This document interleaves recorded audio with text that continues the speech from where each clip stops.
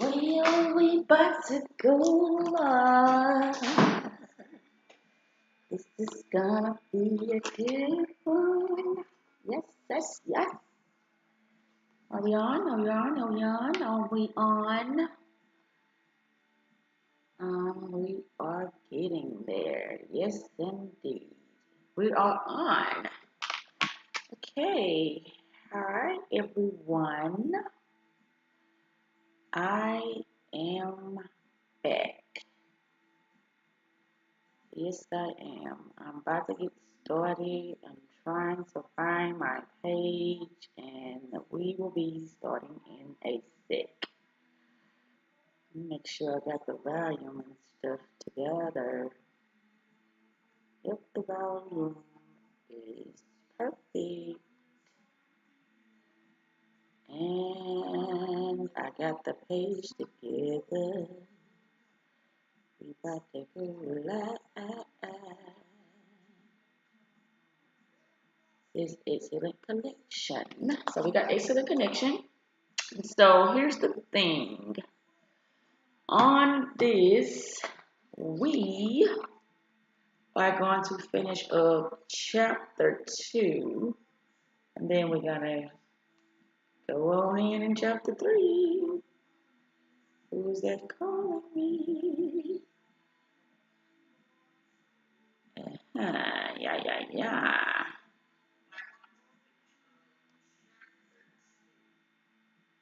Okay, so let's go ahead and dive at the end of chapter 2 so we can get to chapter 3. So it says, how you form the habit of your being. How you form the habit of being yourself. That's what it says. Okay, as an effect of this neural habituation, the two realities of the inner mind and the outer world seem to become almost inseparable. For instance, if you can never stop thinking about your problems, then your mind and your life will merge together as one. The objective world is now colored by the perception of your subjective mind, and thus reality continuously conforms. You become lost in the illusion of the dream. You could call this a rut, and we all fall into them, but it goes much deeper than that. Not just your actions, but also your attitudes and your feelings become repetitive. You have formed the habit of being yourself by becoming, in a sense, enslaved to your environment. Your thinking has become equal to the conditions in your life, and thus you, as the quantum observer, are creating a mind that only reaffirms those circumstances into your specific reality. All you are doing is reacting to your external, known, unchanging world.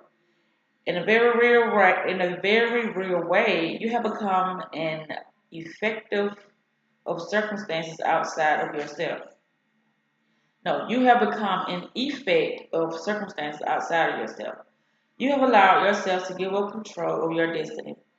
Unlike Bill Murray's character in the movie Groundhog Day, you are not even fighting against the senseless monotony of what you are like and what your life has become.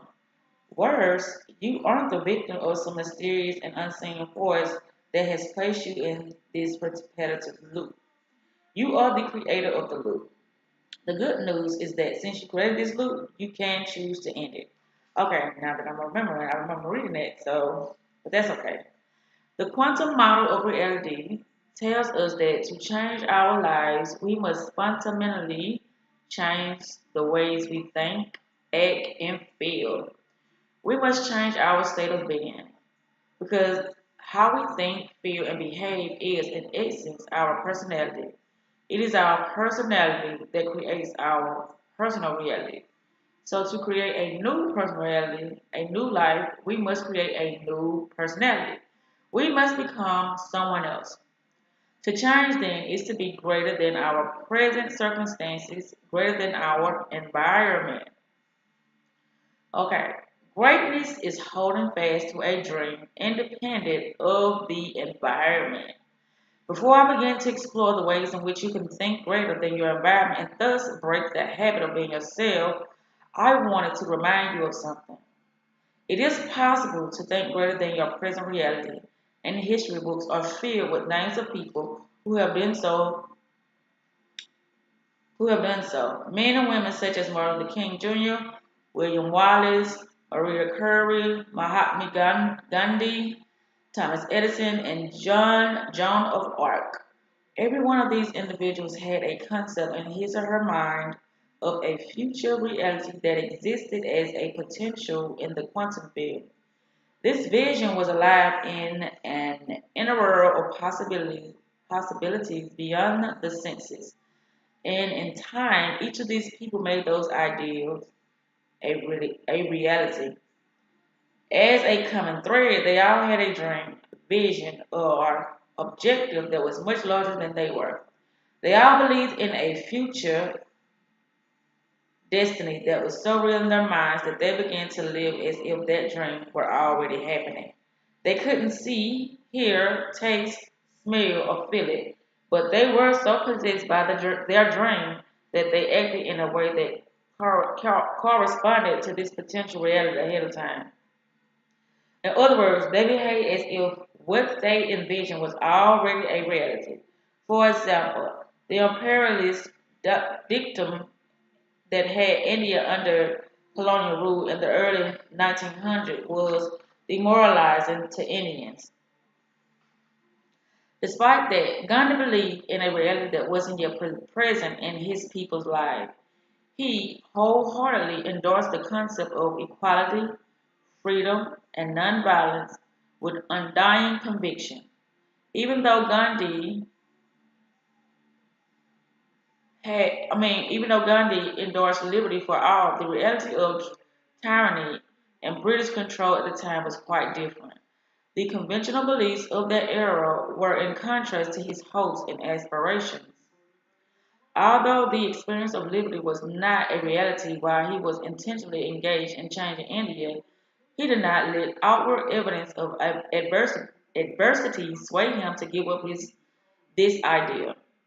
For a long time, much of the feedback from the external world didn't show Gandhi that he was making a difference, but seldom did he allow the conditions in his environment to control his way of being.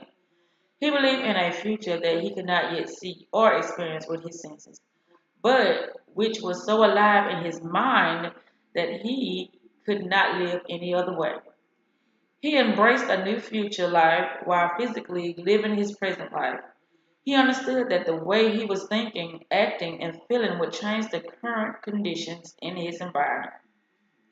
And eventually, reality began to change as a result of his efforts. When our behaviors matches our intention, when our actions are equal to our thoughts, when our minds and our bodies are working together, when our words and our deeds are aligned, this is an immense power behind any individual. History's giants, why their dreams were unrealistic nonsense.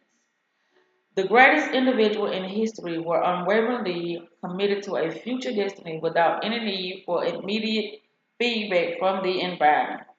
It didn't matter to them if they hadn't yet received any essential indication or physical evidence of the change they wanted. They must have reminded themselves daily of the reality they were focused upon.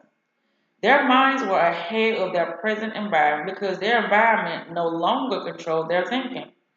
Truly, they were ahead of their time.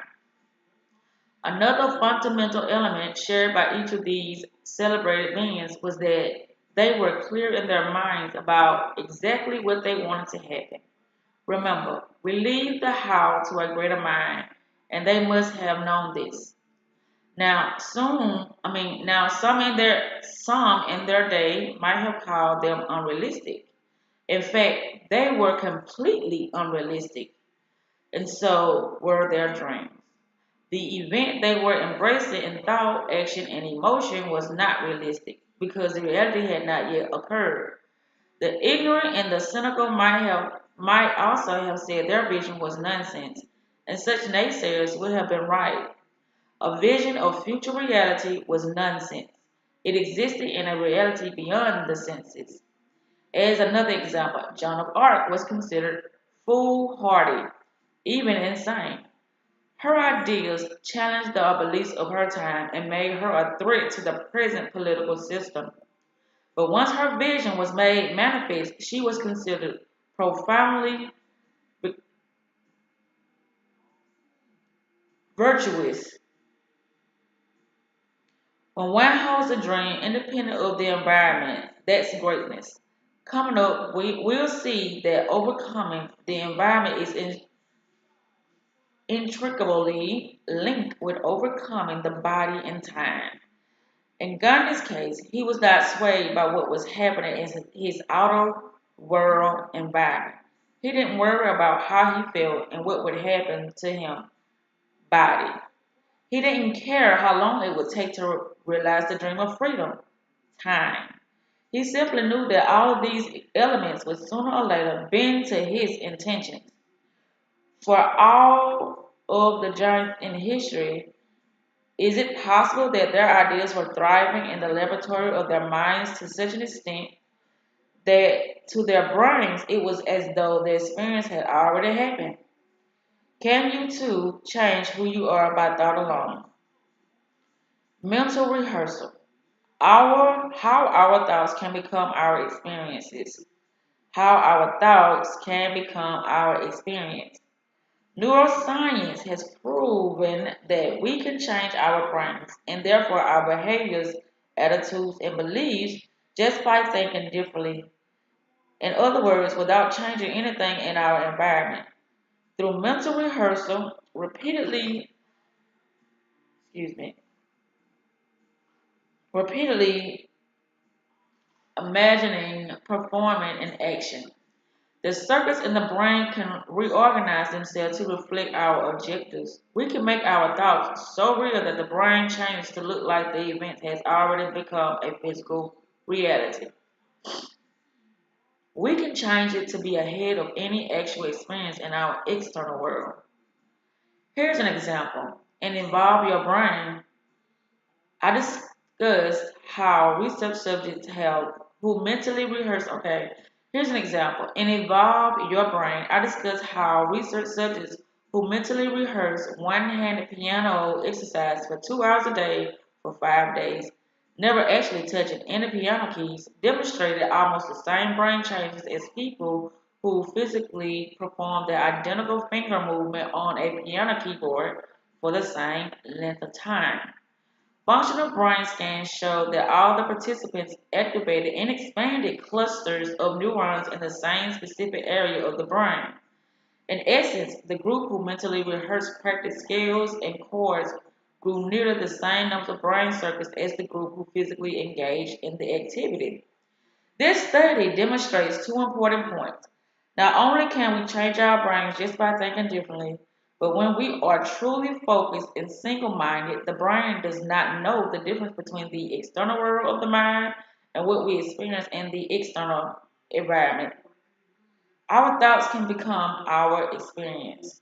This notion is critical to your success or failure in your endeavors to replace old habits, prune old neural connections with new ones, sprout new neural networks. So let's look more closely at how the same learning sequences took place in those people who mentally practiced but never physically played any notes. Whether we physically or mentally acquire a skill, there are four elements that we all use to change our brains: learning knowledge, receiving hands on instructions, paying attention, and repetition. Learning is making a synaptic connection.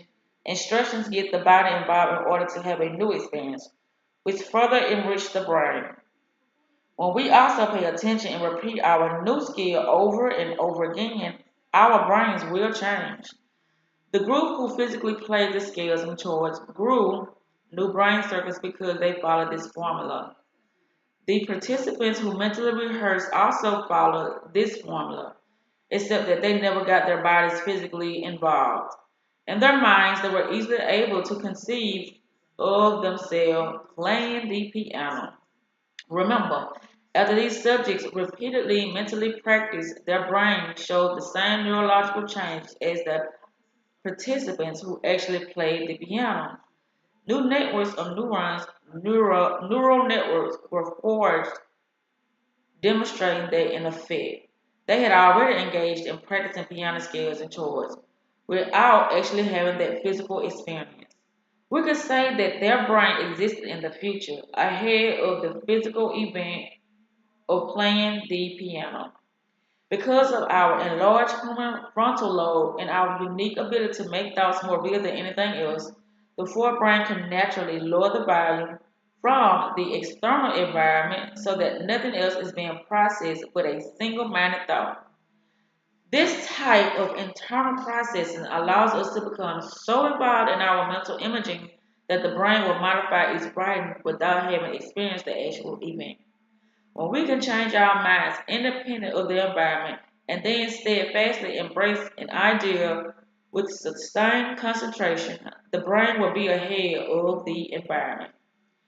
That is mental rehearsal, an important tool in breaking the habit of being ourselves. If we repeatedly think about something to the exclusion of everything else, we encounter a moment when the thought becomes the experience. When this occurs, the neural hardware is rewired to reflect the thought as the experience. This is the moment that our thinking changes our brain and thus our minds. To understand that neurological change can take place in the absence of physical interaction in the environment is crucial to our success in breaking the habit of being ourselves. Consider the larger implications of the finger exercise experiment. If we apply the same process, mental rehearsal, to anything that we want to do, we can change our brains ahead of any concrete experience. If you can influence your brain to change before you experience a desired future event, you will create the appropriate neural circuits that will enable you to behave in alignment with your intentions before it becomes a reality in your life. Through your own repeated mental rehearsals of a better way to think, act, or be, you will install the neural hardware needed to psychologically prepare you for the new event. In fact, you'll do more than that. The brain's hardware, as I use the analogy in this book, refers to its physical structures, its anatomy, right down to its neurons. If you keep installing, reinforcing, and refining your neurological hardware, the end result of that repetition is a neural network, in effect, a new software program, just like computer software. This program, for example, a behavior, an attitude, or an emotional state now runs automatically. Now you've cultivated the brain to be ready for your new experience, and frankly, you have made the mind in place so that you have the mind in place so that you can handle the challenge. When you change your mind, your brain changes, and when you change your brain, your mind changes. So when the time comes to demonstrate a vision contrary to the environmental condition at hand, it is quite possible for you to be already prepared to think and act with a conviction that is steadfast and unwavering.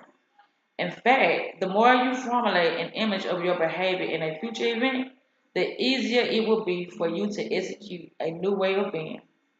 So, can you believe in a future you cannot yet see or experience with your senses, but have thought about enough times in your mind that your brain is actually changed to look like the experience has already happened ahead of the physical event in your external environment? If so, then your brain is no longer a record of the past, but has become a map to the future. Now that you know you can change your brain by thinking differently, it is possible to change your body to look like it too. To look like it too has had an experience ahead of the actual intended circumstances. Is your mind that powerful? Stay tuned. All right, that concludes chapter 2. Chapter 3, overcoming your body. Let's see how long this is. Oh, my. These chapters are long. You know, there's got to be some kind of psychological book because these chapters are amazingly long. Yes, they are. Okay, no one thinks in a vacuum. Every time you have a thought, there is a biochemical reaction in the brain. You make a chemical. And as you learn, the brain then releases specific chemical signals to the body, where they act as messengers of the thought. When the body gets these chemical messages from the brain, it complies instantly by initiating a matching set of reactions directly in alignment with what the brain is thinking. Then the body immediately sends a confirming message back up to the brain that it's now feeling exactly the way the brain is thinking. To understand this process, how you typically think equals to your body. How to form a new mind, you first need to appreciate the role that your brain and its chemistry plays in your life. In the last few decades, we've discovered that the brain and the rest of the body interact via powerful electrochemical signals. There is an intensive chemical factory between our ears that orchestrates a myriad of bodily functions. But relax, this is going to be brain chemistry 101. In a few terms, all that you need to know.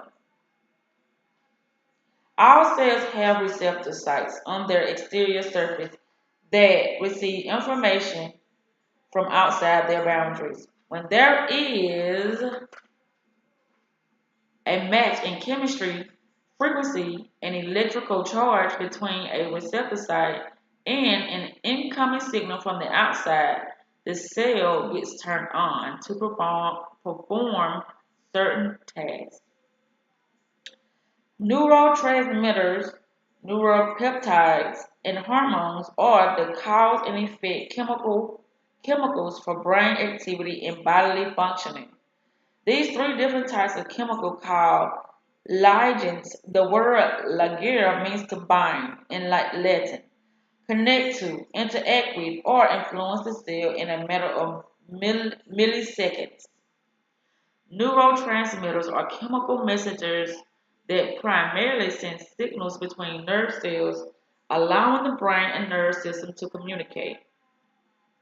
There are different types of neurotransmitters, and each is responsible for a particular activity. Some excites the brain, others slows it down, while still others make us sleepy or awake.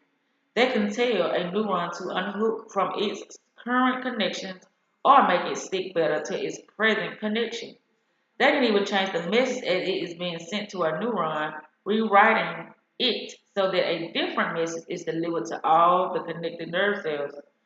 Neuropeptides. The second type of ligand make up the majority of these messengers. Excuse me. Most are manufactured in a structure of the brain called the hypothalamus.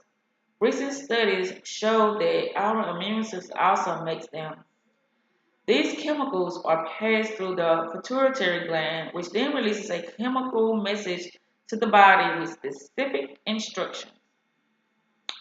A neuropeptide makes their way through the bloodstream. They attach to the cells of various tissues, primary glands, and then turn on the third type of ligand hormones, which further influence us to feel certain ways. Neuropeptides and hormones are the chemicals responsible for our feelings. For our purpose, think of neurotransmitters as chemical messengers primarily from the brain and mind, neuropeptides as chemical signalers that serve as a bridge between the brain and the body to make us feel the way we think, and hormones as the chemical related to feelings primarily in the body. For example, when you have a sexual fantasy, all three of these factors are called to action. First, as you start to think a few thoughts, your brain whips up some neurotransmitters that turn on a network of neurons which create pictures in your mind. These chemicals then stimulate the release of specific neuropeptides into your bloodstream. Once they reach your sexual glands, those peptides bind to the cells of those tissues. They turn on your hormonal system, and presto, things start to happening. You made your fantasy thoughts so real in your mind that your body starts to get prepared for an actual sexual experience ahead of the event. That's how powerful mind and body are related. By the same means, if you start to think about confronting your teenager over the new dent in the car, your neurotransmitters will start the thought process in your brain to produce a specific level of mind. Your neuropeptides will chemically signal your body in a specific way, and you will begin to feel a bit riled up. As the peptides find their way to your adrenaline glands, they will then be prompted to release the hormones adrenaline and cortisol. And now you are definitely feeling fired up. Chemically, your body is ready for battle. The thinking and feeling loop. As you think different thoughts, your brain circuits fire in corresponding sequences, patterns, and combinations, which then produce levels of mind equal to those thoughts. Once these specific networks of neurons are activated, the brain produces specific chemicals, excuse me, with the exact signal to match those thoughts so that you can feel the way you were just thinking. Therefore, when you have great thoughts or loving thoughts or joyous thoughts, you produce chemicals that make you feel great or loving or joyful. Joyful. The same holds true if you have negative, fearful, or impatient thoughts. In a matter of seconds, you begin to feel negative or anxious or impatient. There's a certain synchronicity that takes place moment by moment between the brain and the body. In fact, as we begin to feel the way we are thinking, because the brain is in constant communication with the body, we begin to think the way we are feeling. The brain constantly monitors the way the body is feeling. Based on the chemical feedback it receives, it will generate more thoughts that produce chemicals corresponding to the way the body is feeling. So that we first begin to feel the way we think and then to think the way we feel. We will dive deeper into this idea throughout the book, but consider that thoughts are primarily related to the mind and the brain, and the feelings are connected to the body. Therefore, as the feelings of the body align to thoughts from a particular state of mind, mind and body are now working together as one. And as you'll recall, when the mind and body are in unison, the end product is called a state of being. We could also say that the process of continuously thinking and feeling and thinking creates a state of being, which produces effects on our reality. A state of being means we have become familiar with a mental, emotional state, a way of thinking and a way of feeling, which has become an integral part of our self identity.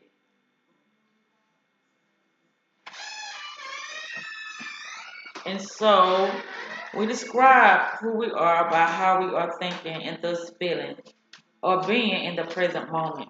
I am angry. I am suffering. I am inspired. I am insecure. I am negative. But years of thinking certain thoughts and then feeling the same way and then thinking equal to those feelings, the hamster in the wheel creates a memorized state of being in which we can empathetically declare our I am statements as an absolute. That means we are not at the point when we define ourselves as this state of being. Our thoughts and feelings have merged. For example, we say, I have always been lazy. I am anxious. I am an anxious person. I am typically uncertain of myself. I have worthlessness issues. I am short tempered and impatient. I am really not that smart, and so on. And those particular memorized feelings contribute to all our personality traits. Warning. When feelings become the means of thinking, or if we cannot think greater than how we feel, we can never change. To change is to think greater than how we feel. To change is to act greater than the familiar feelings of the memorized self. It is to be greater than the body. As a practical example, let's say you're driving to work this morning and you begin to think about the heated encounter you had a few days ago with a coworker. As you think the thoughts associated with that person and that particular experience, Your brain starts releasing chemicals that circulate through your body. Very quickly, you begin to feel exactly the way you were thinking. You probably become angry. Your body sends a message back to your brain saying, "Yep, I'm feeling really ticked off." Of course, your brain, which constantly communicates with the body and monitors its internal chemical orders, is influenced by the sudden change in the way you're feeling. As a result, you begin to think differently. The moment you begin to feel the way you think, you begin to think the way you feel. You unconsciously reinforce the same feeling by continuing to think angry and frustrated thoughts, which then make you feel more angry and frustrated. In effect, your feelings are now controlling your thinking. Your body is now driving your mind. As the cycle goes on, your angry thoughts produce more chemical signals to your body, which activates the adrenaline chemicals as associated with your angry feelings. Now you become enraged and aggressive. You feel flushed. Your stomach is twisted into a knot. Your head pounds and your muscle starts to clench. As all these heightened feelings flood the body and change its psychology, sociology, this chemical cocktail fires up a set of circuits in the brain, causing you to think equal to those emotions. Now you're telling your associate off 10 times, hold up. Now you're telling your associate off 10 different ways in the privacy of your own mind. You indignantly conjure up a litany of past events that validate your present upset. Brainstorming through a little, recount all those compliments you always wanted to lodge. No, recount all those complaints you always wanted to lodge. In your mind, you've already forwarded it to your boss before you even arrive at work. You exit the car dazed and crazed and a breath away from homicidal. Hello? Walking, talking, model of an angry person. And all of this started with a single thought. In this moment, it seems impossible to think greater than you feel, and that's why it's so hard to change. The results of this cycle, the results of this cycle communication between your brain and body is that you tend to react predictably to these kinds of situations. You create patterns of the same familiar thoughts and feelings. You unconsciously behave in automatic ways and you are mirrored in these routines. This is how the chemical you functions. Does your mind control your body? Or does your body control your mind? Why is it so hard to change? Ooh. Imagine that your mother loves to suffer, oh boy, and through long observation, you unconsciously saw that this behavior pattern enabled her to get what she wanted in life. Let's also say that you had a few tough experiences in your own life, which created quite a bit of suffering for you. Those memories still elicit an emotional reaction centered around a specific person at a particular place at a certain time in your life. You've thought about the past often enough. And somehow those memories are easy to recall, even automatic. Now imagine that for more than 20 years, you practice thinking and feeling and thinking about suffering. Actually, you're no longer needed to think about the past event to create that feeling. You can't seem to think or act any other way than how you always feel. You've memorized suffering by your recurrent thoughts and feelings, those related to the incident as well as other events in your life. Your thoughts about yourself and your life tend to be colored by feelings of victimization and self pity. Repeating the same thoughts and feelings you courted for more than 20 years has conditioned your body to remember the feeling of suffering without much conscious thought. This seems so natural and normal now. It's who you are. At any time you try to change anything about yourself, it's like the road turns back on you. You're right back to your old self. What most people don't know is that when they think about a highly charged emotional experience, They make the brain fire in the exact sequence and patterns as before. They are firing and wiring the brains to the past by reinforcing those circuits into ever more hardwired networks. They also duplicate the same chemicals in the brain and body in varying degrees, as if they were experiencing the event again in that moment. Those chemicals begins to train the body to further memorize that emotion. Both the chemical result of thinking and feeling and thinking, as well as the neurons fire and wiring together, condition the mind and the body into a finite set of automatic programs. Uh-oh. We are capable of reliving our past event over and over, perhaps thousands of times in one lifetime. It is this unconscious repetition that trains the body to remember that emotional state, equal to or better than the conscious mind does. When the body remembers better than the conscious mind, that is, when the body is the mind, that's called a habit. Psychologists tell us that by the time we're in our mid 30s, our identity or personality will be completely formed.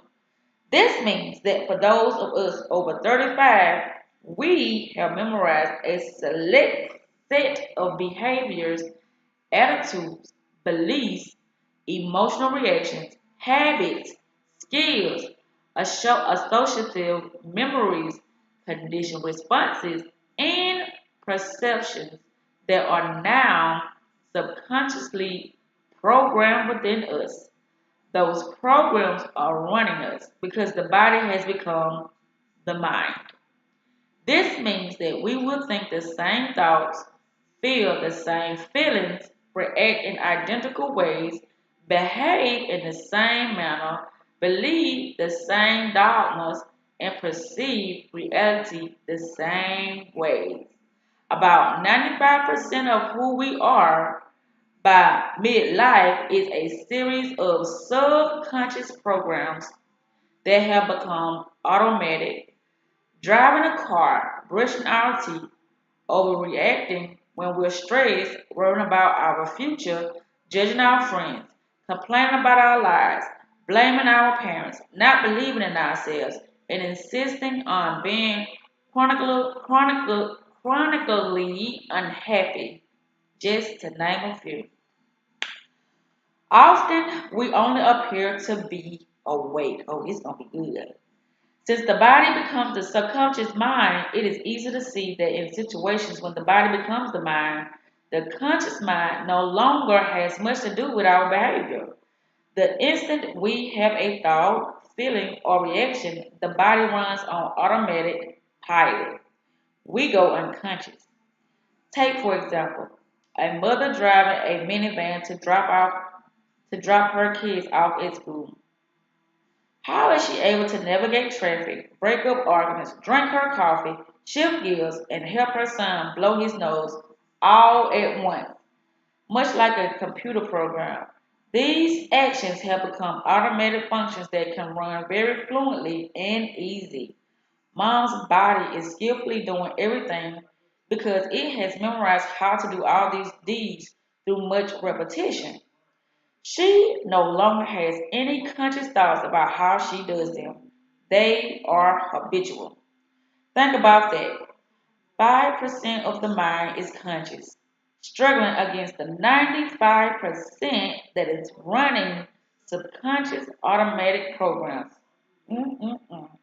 We memorize a set of behaviors so well that we become an automatic, habitual body mind. In fact, when the body has memorized a thought, action, or feeling to the extent that the body is the mind, when mind and body are one, we are in a state of being the memory of ourselves. Wow, being the memory of ourselves. So that means, whoo, anything can happen. And if 95% of who we are by age 35 is a set of involuntary programs, memorized behavior and habitual emotional reaction, it follows that 95% of our day we are unconscious. Oh my gosh. See, that's why they be saying, I'm woke, I ain't sleep, I ain't, I know what's going on. Because 95% of our day, we are unconscious. We only appear to be awake. Oh boy, it says yikes. I know that's right. So a person may consciously want to be happy, healthy, or free, but the experience of hosting 20 years of suffering and the repeated cycle of those chemicals of pain and pity have subconsciously conditioned the body to be in a habitual state. We live by habit when we're no longer aware of what we're thinking, doing, or feeling. We become unconscious. Oh my. Excuse me. The greatest habit we must break is the habit of being ourselves. I know that's right. If you're unconscious, yes, sir. Okay. When the body is running the show. Oh boy. Here are some practical illustrations of the body being in a habitual state. Have you ever been able to consciously remember a phone number? Try as you may, you can't even recall 3 digits out of the string of numbers required to make the call. And yet, you can pick up the phone and watch as your fingers dial the number. Your conscious thinking brain can't remember the number, but you practice this action so many times with your fingers that your body now knows and remembers better than your brain. Oh my God, I got a story about that, y'all. Okay, I have to remember, I think, 7 numbers to clock in outside of 4 other numbers, which are the last 4 digits of my social. Now, let me tell you, when I have to tell somebody my number, I can't remember by telling them. But when I go to punch it in, it just automatically does it. But it's not because I remember it, it's because my fingers remember. Because if I had to tell somebody that those exact numbers, I'm going to get a brain freeze. I know what he's talking about. Because that's how I learned my numbers by remembering by my fingers and not my brain. Or, memorizing the numbers. That example was for those of us who grew up before speed dial or cell phones came along. Perhaps you had the same experience with typing your PIN into an ATM or entering a password online. I just told you my experience. Similarly, I can recall times when I worked out at a gym and had a locker with a combination lock. I was so tired after the workout that I couldn't remember the combination. I stared at the dial, trying to recall the sequence of 3 numbers, and they wouldn't surface. However, when I started to twirl the dial, the combination would come back to me, almost as if by magic. Again, this happens because we practice something so many times that our bodies know better than our conscious mind. Ain't that something? The body subconsciously has become the mind. Remember that 95% of who we are by age 35 sits in the same subconscious memory system in which the body automatically runs a programmed set of behaviors and emotional reactions. In other words, the body is running the show. So that's who running the show. We think it's the mind, but it's the freaking body. Isn't that lovely? When the servant becomes the master, in truth, the body is the servant of the mind. It follows that if the body has become the mind, the servant has become the master. Ooh, oh, that ain't good. In the former master, the conscious mind has gone to sleep. Boy. This explains why it's so many unconscious people that are walking around out here because they have memorized things due to their body and not their freaking mind. Oh my gosh.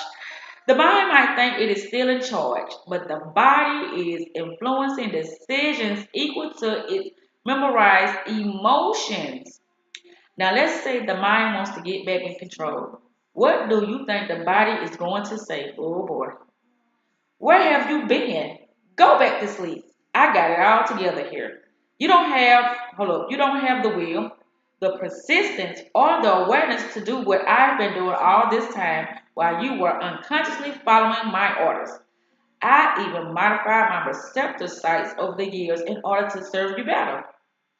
You thought you were running things while I have been influencing you all along and ordering you to make all of your decisions. No, it didn't say that. It said, I have been influencing you all along and urging you to make all of your decisions equal to what feels right and familiar. Wow. Urging you to make all of your decisions equal to what feels right and familiar. And I get that's the thing. A lot of people don't know what feels right because they're going off of memorization instead of actually what feels right and don't feels right. Because if you unconscious, you just going off of memory, not off of really what you truly feel. Boom, unconscious. Or now I see why a lot of oh my goodness.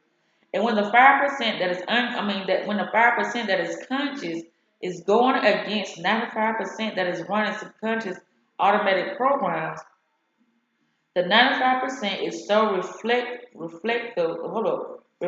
that it only takes one stray thought or a single stimulus from the environment to turn on the automatic program again. God dang it, go foot. God dang on foot. Then we're back to the same old, thinking the same thoughts, performing the same actions, but expecting something different to happen in our lives. Oh my gosh. This is why repetition and doing those binaural beats are so freaking important, as well as affirmations, because now you are unlearning to learn new information. That's what it is. Because we think we in control when all along our body have been in control. When we try to regain control, this is when the body signals the brain to begin talking us out of our conscious goals. Our internal chatter comes up with a battery of reasons why we should not attempt to do anything out of the ordinary, not break out of the habitual states of being that we're used to. It will pick up all of our weaknesses, which it knows and fosters, and hurl them at us one by one. Wow, that's why they say yourself is your biggest enemy. Because if you ain't tapped into your true, authentic self, you're gonna be looking at external things, meaning other people, and saying, "No, you did this," but in actuality, you've been sabotaging your own self all along because you thought you was conscious when all along you was unconscious, and you've been the one that's been making the wrong decisions because you wasn't aware of who you really was. So if you weren't aware of who you really was, and if you was running out, I say outdated information, meaning stuff that you used to do when you was like 25 or maybe younger than that, then you using that state of mind to make decisions when you're 40 or 50 years old, which is why you are in so many destructive and toxic doggone experiences. I don't know what I just said, but it sounded good, so I'm gonna leave it like that. Let's keep moving.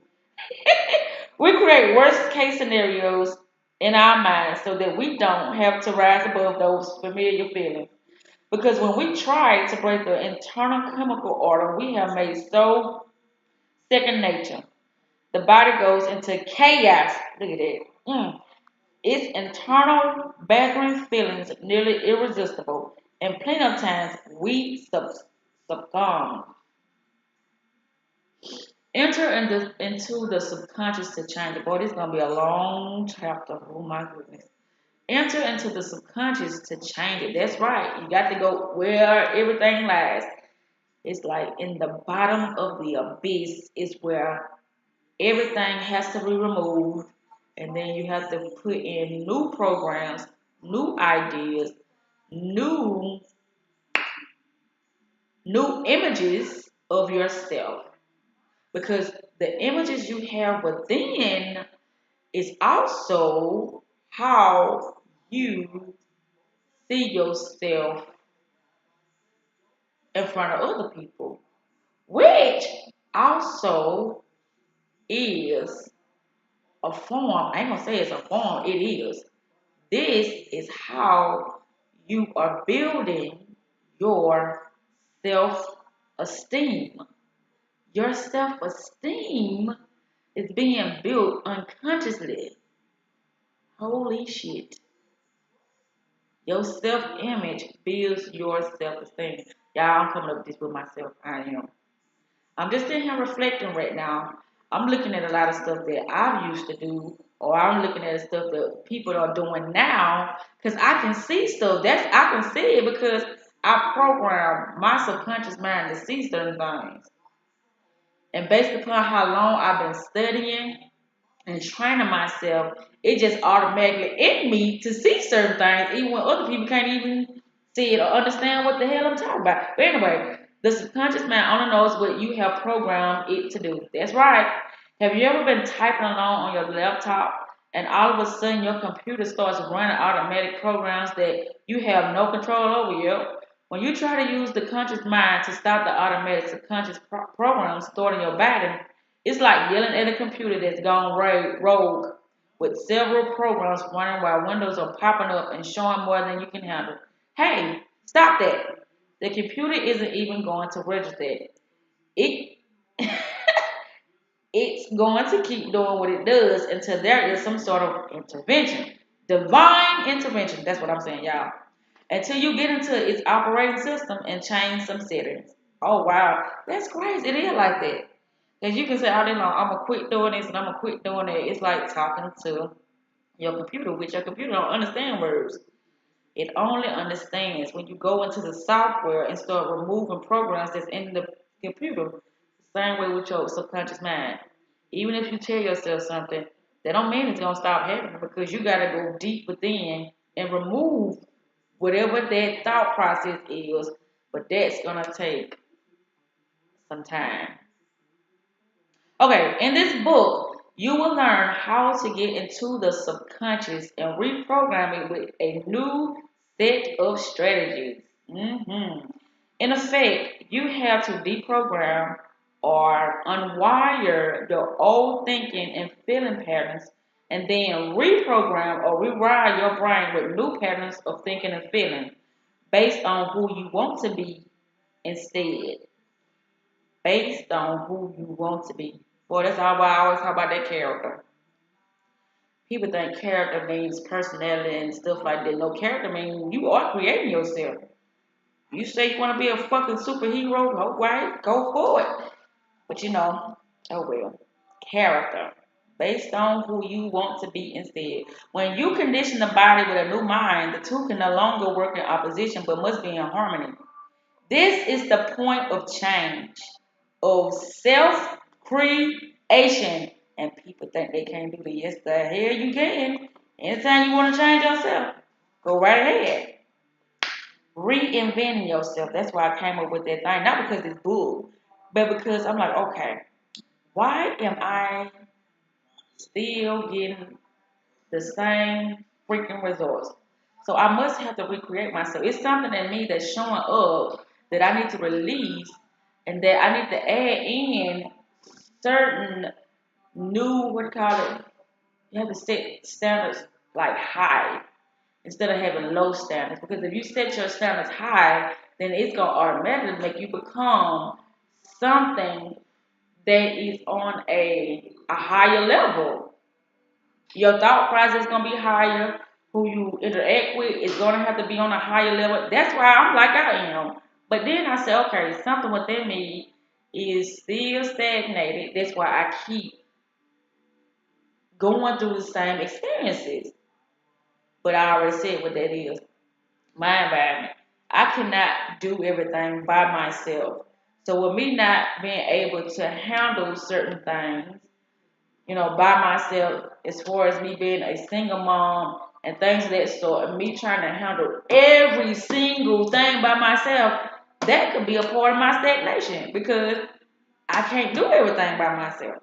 That's why when they get wealthy or their finances changes, they hire nannies They hire this person. They hire the cook. Because with their job, it's already hectic enough. They wouldn't be able to handle all those tasks without having help. So that's why I said I got to figure out. Anyway, that's another time. Okay, guilty until proven innocent. Let us, no. Let's use a real life situation to illustrate what happens when we decide to break from some memorized emotional state and change our minds. I think we can all relate to one common state of being guilt. So I'm going to use that to illustrate in practical terms how this cycle of thinking and feeling works against us. Then we'll identify some of the efforts the brain body system is going to make to remain in control and preserve that negative state of being. Wow, preserve. Woo, that's why so many people are pissed off out here. But that subconscious mind ain't no joke. Imagine that you're frequently feeling guilty about one thing or another. If something goes wrong in a relationship, a simple miscommunication, someone unreasonably misplacing his or her anger on you or whatever, you wind up taking the blame and this is a long chapter, feeling bad. Picture yourself as one of those people who repeatedly say or think, it was my fault. After 20 years of doing this to yourself, you feel guilty and think guilty thoughts automatically. You have created an environment of guilt for yourself. Oh wow. Other factors have contributed to this, but for now, let's stay with this notion of how your thinking and feeling have created your state of being in your environment. Every time you think a guilty thought, you signal your body to produce the specific chemical that make up the feeling of guilt. You've done this so often that your cells are swimming in a sea of guilt chemicals. The receptor sites on your cell adapts so that they can better take in and process this particular chemical expression, that of guilt. The enormous amount of guilt bathed in the cells began to feel normal to them, and eventually, what the body perceives as normal starts to be interpreted as pleasure. Oh, freaking freak! So the body thinks guilt is pleasure. Oh no. It's like living for years near an airport. You get so used to the noise that you no longer hear it consciously unless one jet flies lower than usual and the roar of its engines is so much louder that it gets your attention. The same things happen to your cells. As a result, they literally become desensitized to the chemical feeling of guilt. They will require a stronger, more powerful emotion from you, a higher threshold of stimuli to turn on the next time. And when that stronger hit of guilt chemicals gets the body's attention, your cells perk up at that stimulation. Much like the first cup of Java feels to a coffee drinker. Ooh. And when each cell divides at the end of its life and makes a daughter cell, the receptor site on the outside of the new cells will require a higher threshold of yield to turn them on.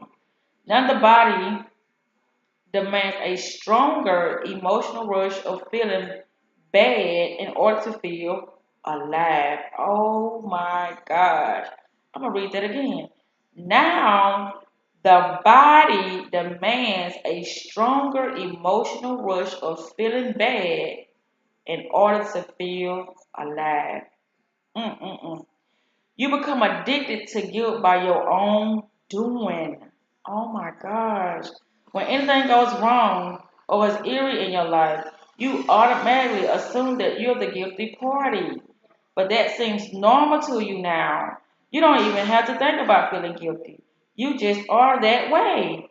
Not only is your mind not conscious of how you express your guilty state by way of the things you say and do, but your body wants to feel its accustomed level of guilt because that's what you have trained it to do. Oh my gosh. You have become unconsciously guilty most of the time. Your body has become the mind of guilt. Only when, say, a friend points out that you needed, hold up, that you needn't having, hold up, that don't make sense. Only when, say, a friend points out that you didn't have to apologize to the store clerk for giving you the wrong change, do you realize how pervasive this aspect of your personality has become? Oh, that's right. Let's say that this triggers one of those moments of enlightenment and epiphany, and you say epiphany. Damn, I said epiphany. An epiphany, and you think she's right. Why do I apologize all the time? Why do I take responsibility for everyone's misstep? After you reflect on your history of constantly pleading guilty, you say to yourself, today I'm going to stop blaming myself and making excuses for other people's bad behavior. I'm going to change. Because of your decision, you're no longer going to think the same thoughts that produce the same feelings and vice versa. And if you falter, you made a deal with yourself that you're going to stop and remember your intentions. 2 hours go by and you feel really good about yourself. You think, wow, this is actually working. Unfortunately, your body cells aren't feeling so good. Over the years, you trained them to demand more molecules of emotion, guilt in this case, in order to fulfill their chemical needs. You had trained your body to live as a memorized chemical,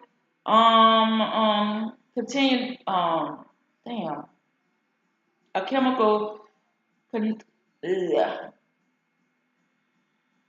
continuity. God dog, continuity. But now you're interpreting that, denying it its chemical needs and going contrary to its subconscious programs. The body becomes addicted to guilt or any emotion in the same way that it would get addicted to drugs. At first, you only need a little of the emotion slash drug in order to feel it.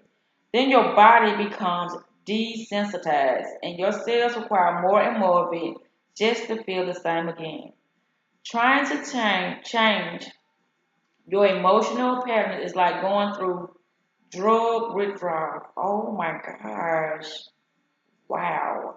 Once your cells are no longer getting the usual signals from the brain about feeling guilty, they begin to express concern. Before the body and the mind were working together to produce this state of being called guilt, now you are no longer thinking and feeling and thinking in the same way. Your intention is to produce more positive thoughts, but the body is still all wrapped up to produce feeling of guilt based on guilty thoughts. That okay.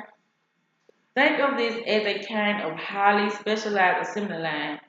Your brain has programmed the body to expect one part that will fit into this larger assembly. All of a sudden, you sent it another part that doesn't fit into that space where the old guilty part once did.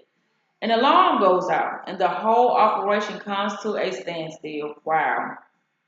Your cells are always spying on what is happening in the brain and the mind. Your body is the best mind reader ever. So they all stop what they are doing, look up towards the brain, and think, what are you doing up there? You insisted on being guilty, and we loyally follow your commands for years. We subconsciously memorize the program of guilt from your repetitive thoughts and feelings. We change our receptor sites to reflect your mind, modified our chemistry so that you can automatically feel guilty. We have maintained your internal chemical order independent of any external circumstances in your life. We are so used to the same chemical order that your new state of being feels uncomfortable, unfamiliar. We want the familiar, the predictable, and what feels natural. All of a sudden, you're going to change. We can't have that.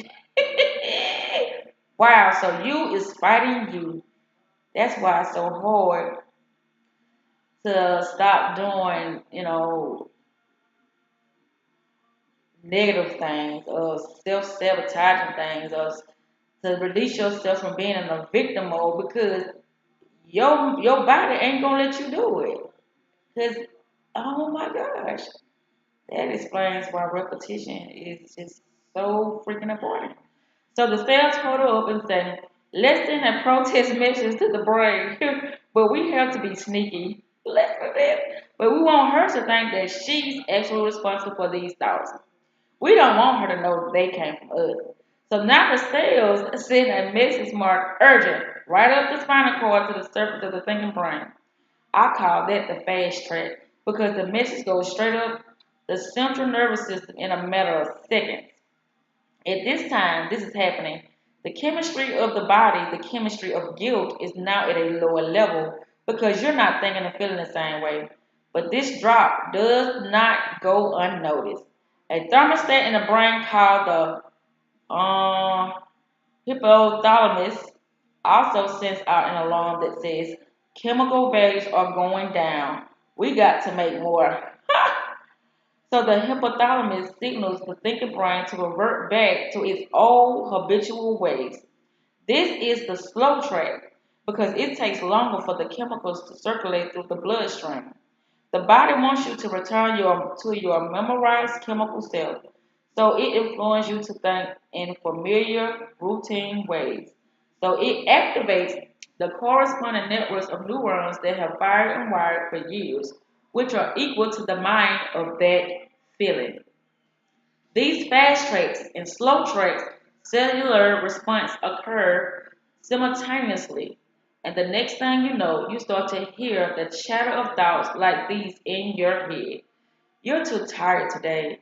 You can start tomorrow. Tomorrow's a better day. Really? You can do it later. And my favorite, this doesn't feel right. If that doesn't work, a second sneak attack occurs. The body mind wants to be in control again, so it starts picking on you a bit. It's okay for you to feel a little bad right now. It's your father's fault. Don't you feel bad about what you did in your past? In fact, let's take a look at your past so we can remember why you are this way. Look at you. You're a mess, a loser. You're pathetic and weak. Your life is a failure. You'll never change. You're too much like your mother. Why don't you just quit? As you continue these awfulizing, the body is tempting the mind to return to the state it has unconsciously memorized. On a rational level, that is absurd. But obviously, on some level, it feels good to feel bad. Ah! The moment we listen to those sub-vocationalized, believe those thoughts, and respond by the feeling, the same familiar feelings, mental amnesia sets in and we forget our original aim. The funny thing is that we actually begin to believe what the body is telling the brain to say to us. We immerse ourselves back into the automatic program and return to being our old self. Most of us can relate to this little scenario. It's no different from any habit we tried to break. Whether we are addicted to cigarettes, chocolate, alcohol, shopping, gambling, or biting our nails, the moment we cease the habitual action, chaos rages between the body and the mind. The thoughts we embrace are in the thoughts we embrace are oh, I hate when they type up the words like this. Intimately identified with the feelings of what it would be like to experience the indulgence. When we give into the cravings, we will keep producing the same outcome in our lives because the mind and body are in opposition. Our thoughts and feelings are working against each other. And if the body has become the mind, we will always fall prey to how we feel. As long as we are as long as we use familiar feelings as a barometer, as feeding back on our efforts to change, we'll always talk ourselves out of new possibilities. We will never be able to think greater than our internal environment. Wow. We will never be able to see a world of possibility outcomes other than the negative ones from our past. Our thoughts and feelings have that much power over us. Oh my. I told y'all. Help is only a thought away. Oh, this is gonna be good.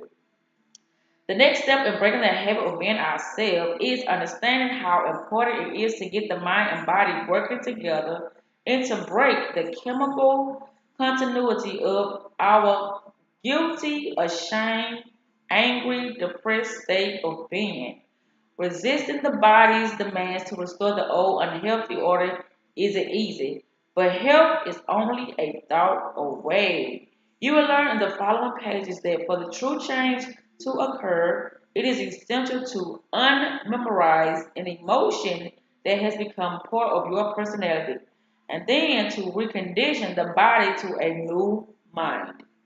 It is easy to feel hopeless when we realize that the chemistry of our emotion has habituated our bodies to a state of being that is too often a product of anger, jealousy, resentment, sadness, and so forth. After all, I've said that these propensicities are programs in our subconscious. The good news is that we can become consciously aware of these tendencies. That's right. I'll deal more with this concept in the pages ahead. For now, I hope you can accept that to change your personality, you need to change your state of being, which is intimately connected to feelings that you memorize. Just as negative emotions can become embedded in the operating system of your subconscious, so can positive ones. By itself, conscious positive thinking cannot overcome subconscious negative feelings. At one time or another, we've all consciously declared, I want to be happy. But until the body is instructed otherwise, it's going to continue expressing those programs of guilt or sadness or anxiety. The conscious intellectual mind may reason that it wants joy, but the body has been programmed to feel otherwise for years. We stand on a soapbox proclaiming change to be in our best interest, but as a visceral level, we can't seem to bring up the feeling of true happiness. That's because mind and body aren't working together. The conscious mind wants one thing, but the body wants another. If you've been devoted to feeling negativity for years, those feelings have created an automatic state of being.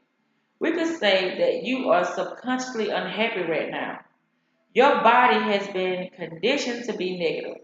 It knows how to be unhappy better than your conscious mind knows otherwise. You don't even have to think about how to be negative. You just know that it's how you are.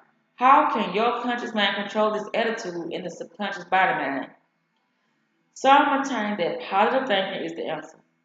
I want to be clear that by itself, positive thinking never works. Many so-called positive thinkers have felt negative most of their lives, and now they're trying to think positively. They are in a polarized state in which they are trying to think one way in order to override how they feel inside of them.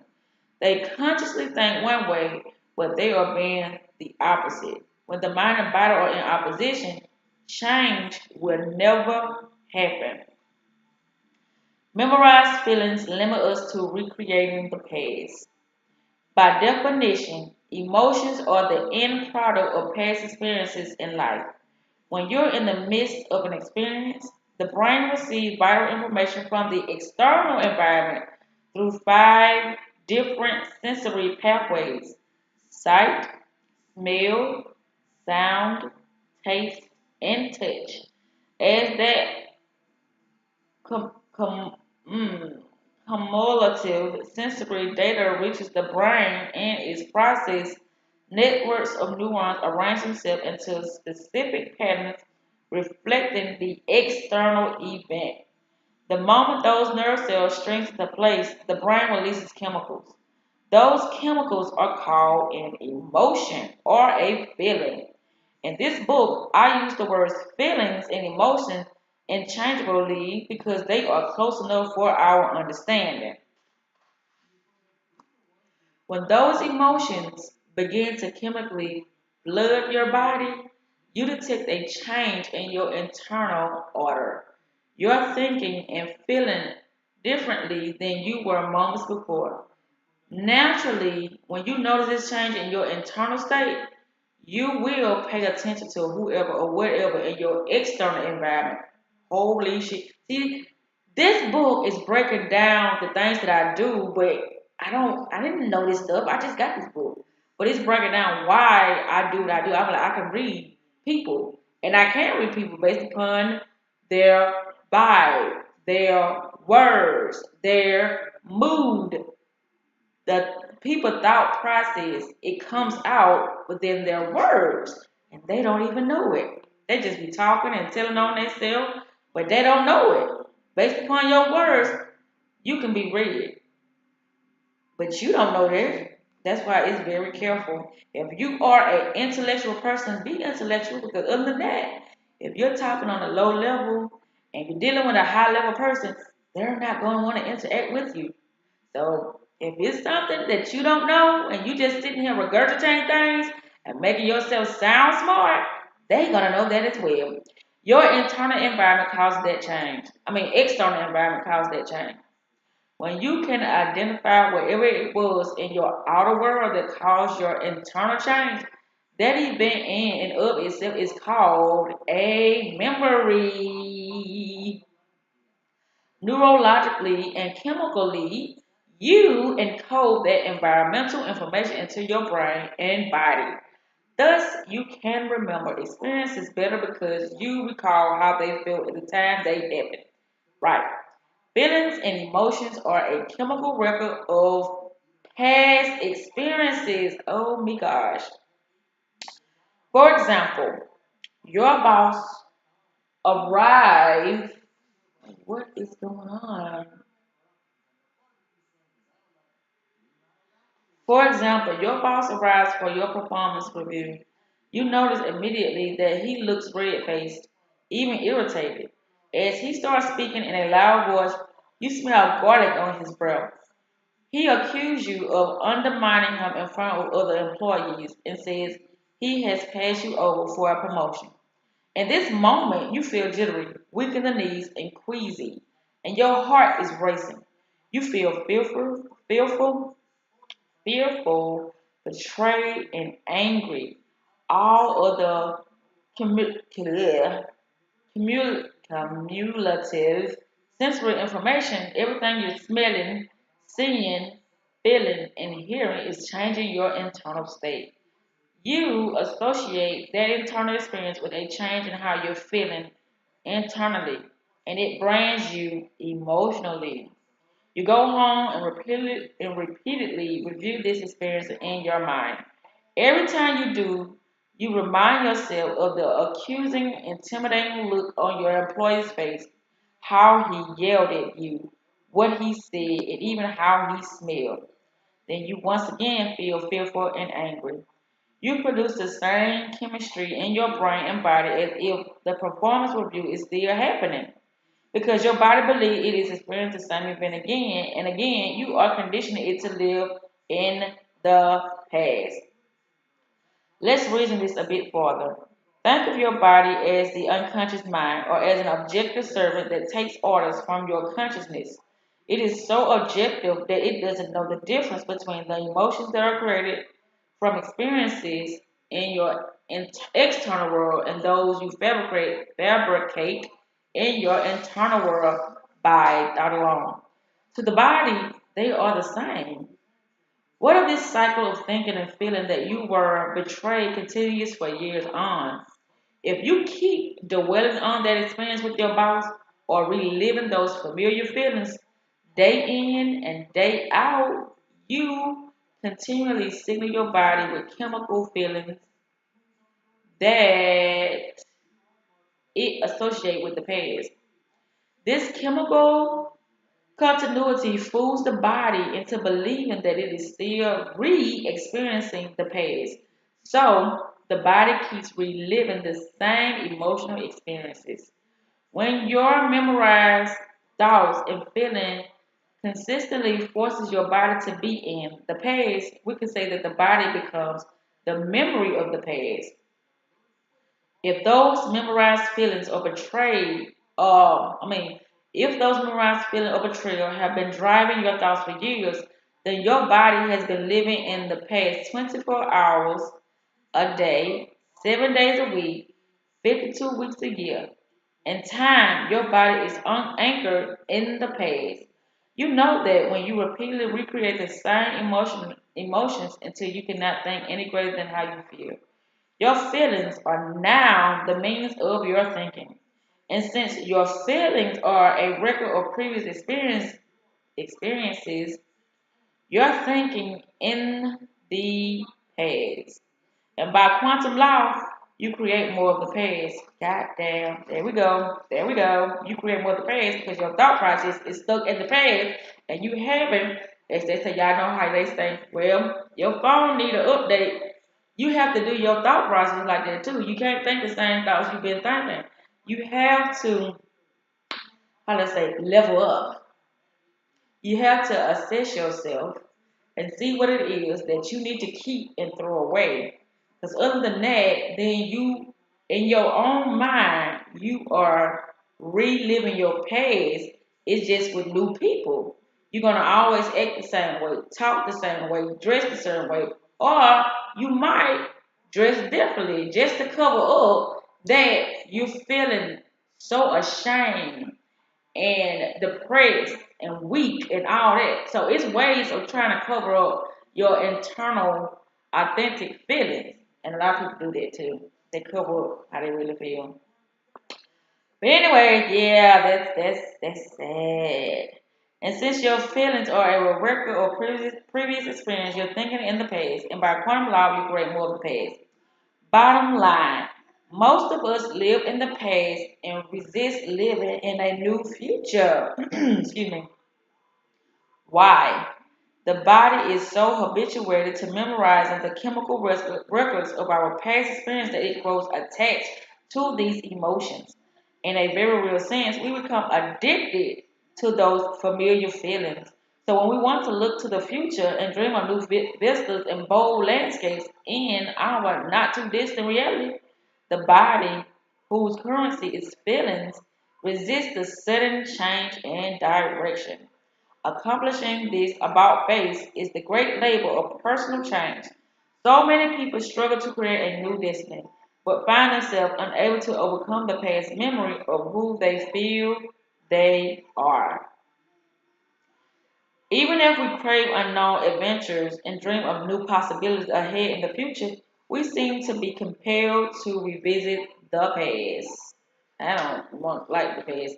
That's why I'm a spontaneous person. I like newness because I know that's why I tell y'all beautiful days. Because either you're gonna entrap yourself in some higher levels, some positivity, some happiness, some lot of good high quality experiences, or you're gonna do the opposite.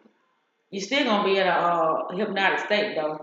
I would rather trap myself in a high level, in a fun, loving, and expanded consciousness. Yeah, I would rather hypnotize myself in that state of mind. But majority of people they have entrapped themselves in a lower level of mind state. Feelings and emotions are not bad. They are the end products of experience. But if we always relive the same ones, we can't embrace any new experiences.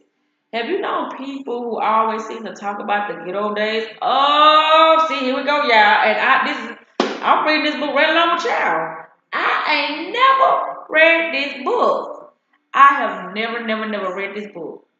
But that's the main thing I be talking about. People love to talk about what used to happen, about the past. What about now? What's going on now?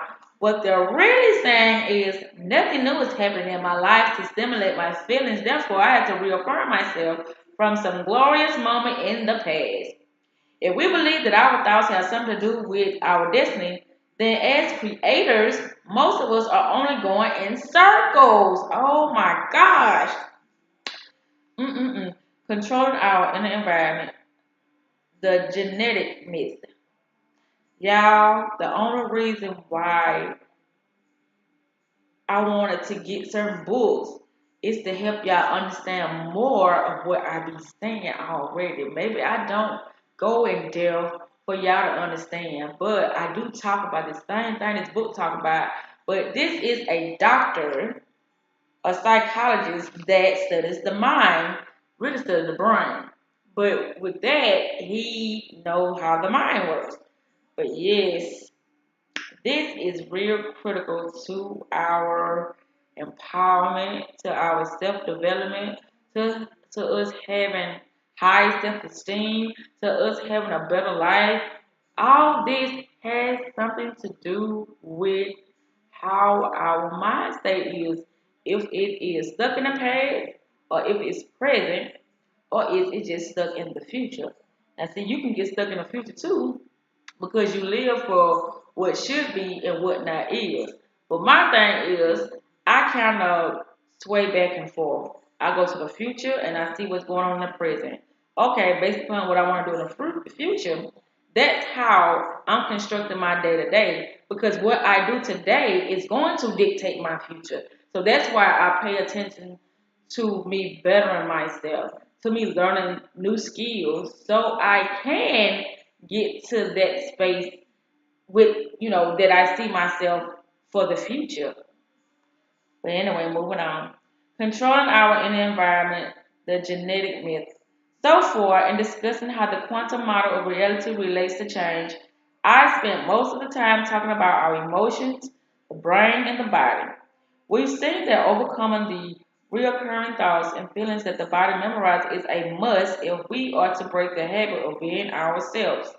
Another major aspect of breaking this habit has to do with our physical health. Certainly, in the hierarchy of things that most of us want to change about our lives, health issue rank way up there. And when it comes to what we like to change about our health, there's one set of dogmas that we're going to have to examine in this field. The myth that genes create diseases and the fallacy of genetic determinism. We will also, and it's gonna be a good one, y'all, because when you go to the doctor and the doctor says, what he says, what is your, I can't even think of what it is, but it's got something to do with, your family history. Does this runs in the family? Okay, well, my mama and my granddaddy, they had diabetes. So my, whoever, my auntie, my daddy, they had sickle cell. Now, y'all finna discover. If that runs in the family, that has nothing to do with your genetics, because you have a powerful mind. And based upon your beliefs and you knowing how to heal yourself, now see, I'm saying this before I read this so y'all can see how I'm very in tune with things, but he probably going to break it down in a more articulate way. So, but yeah, based upon you understanding how you really perceive yourself and how you really, how can I say this? Don't doubt yourself. When you say I can heal myself, you gotta stand on that and you gotta believe that, because if you believe anything other than that, you're not gonna be able to heal yourself. But I just had to say that because it's not genetically inherent in you to have things that has been diagnosed within your family members that don't have to happen to you. Only you believe in what the doctor said. Only you believe in that. Okay, people be like, this has been a generational, you know, family health issue, and you say, well, I'm gonna get it too, just because what somebody else said, you say it too. But see, here's the thing.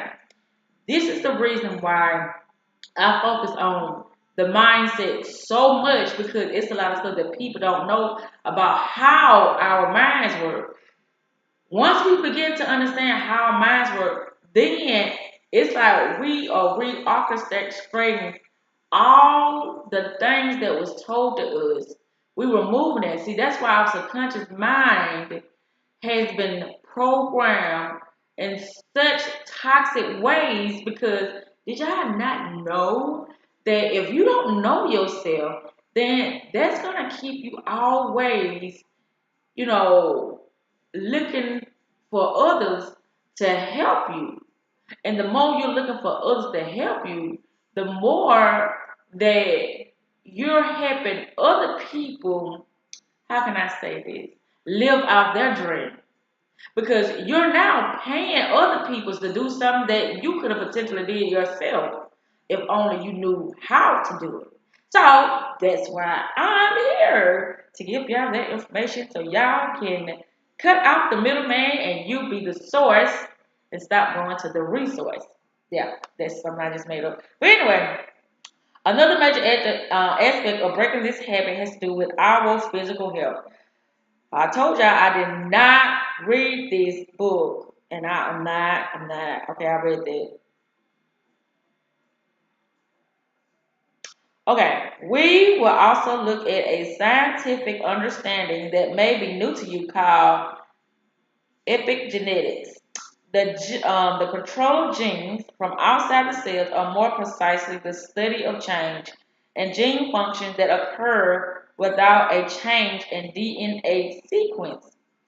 Just as we can create new experiences for ourselves, like my daughter did, we can also gain control of a very important part of our lives, what we commonly think of as our genetic destiny. As we go along, you will see that knowing something about your genes and what signals them to be expressed or not is crucial to understanding why you have to change from the inside out.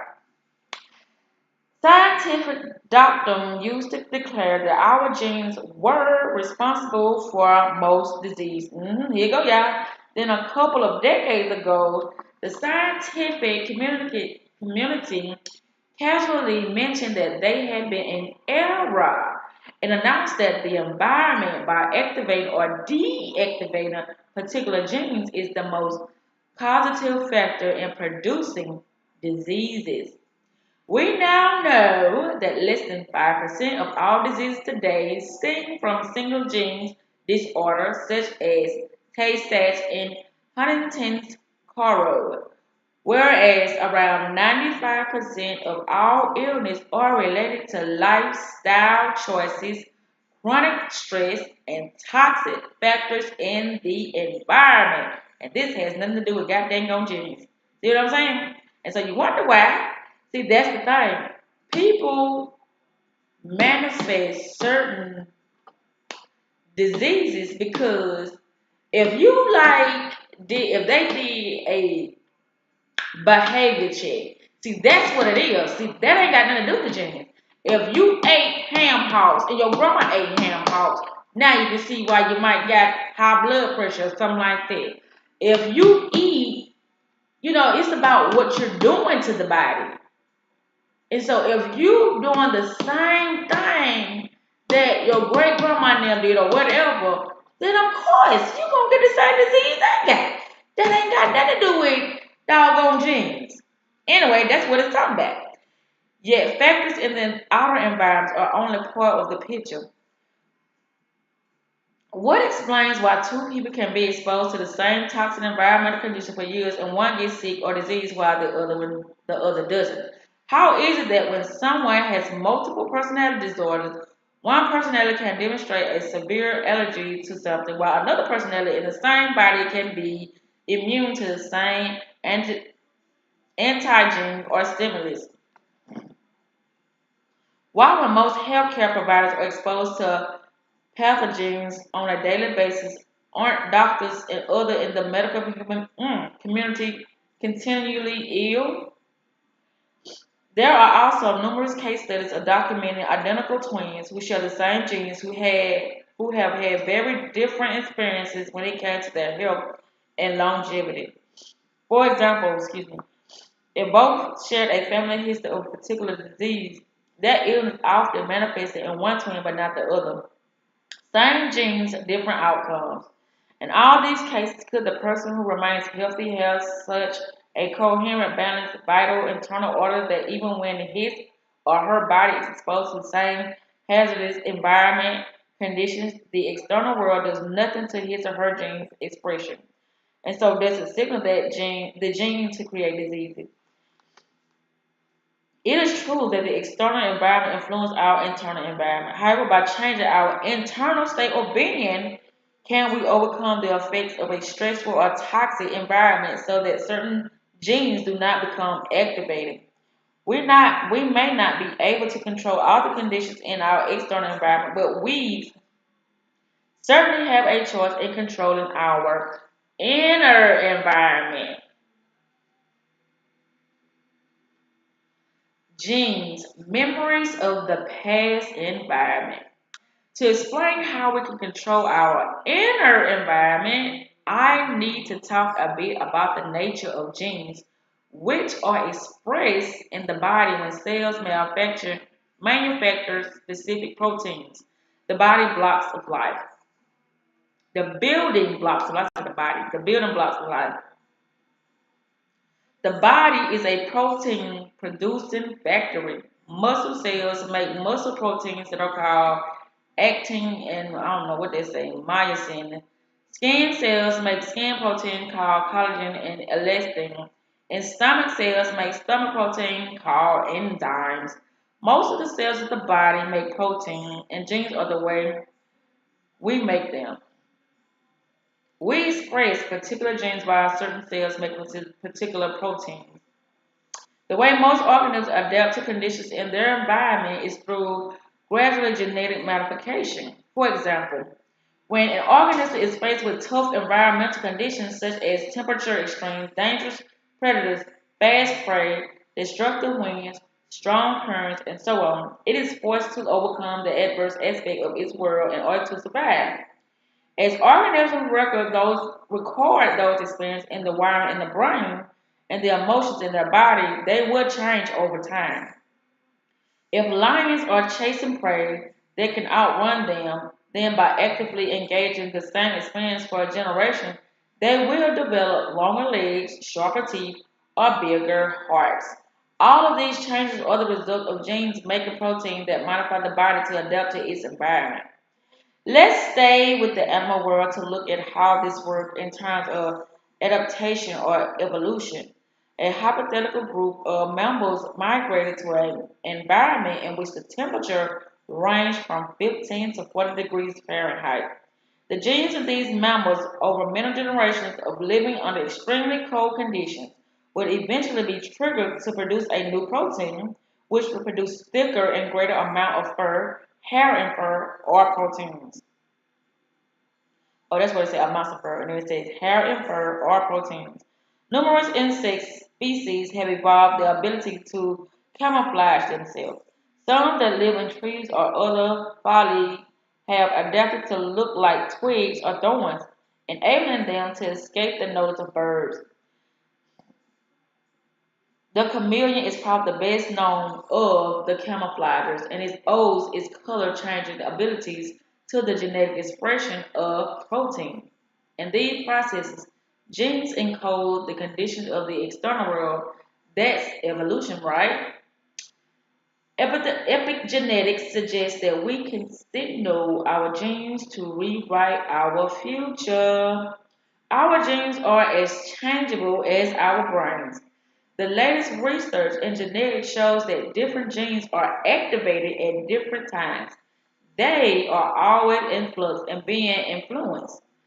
There are experience dependent genes that are activated when there is growth, healing, or learning.